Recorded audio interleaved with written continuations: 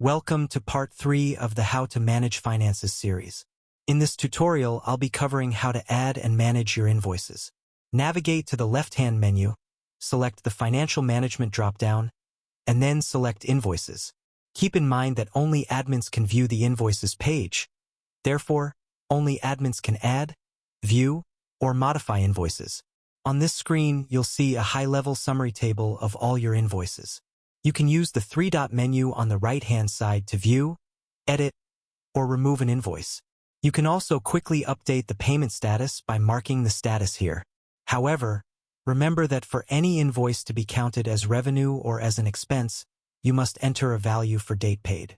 Now, let's assume that my new restaurant owner client, who closed a $5,000 deal for a new website, needs to be invoiced for that $5,000. To add this invoice, I will click the Add Invoice button at the top. If the invoice is related to a project, I can select the respective project here.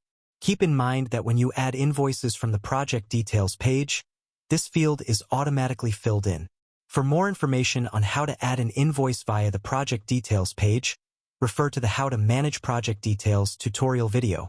For this example, the invoice will be related to a deal. The deal ID for my client was deal number 11, which I will select from the drop-down. Next, I will enter the invoice amount of $5,000.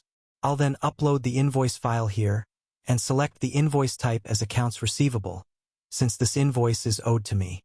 The next field, payment link, is optional.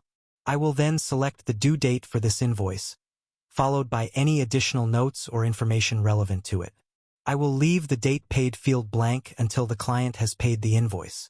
After all this information has been entered, I'll click Add. You will now see the new invoice displayed here. Notice that invoices are automatically labeled with an unpaid status. To update an invoice status, simply navigate to the three-dot menu and click Edit, or use the shortcut mark as Payment Received to update the status. This concludes how to add and manage invoices.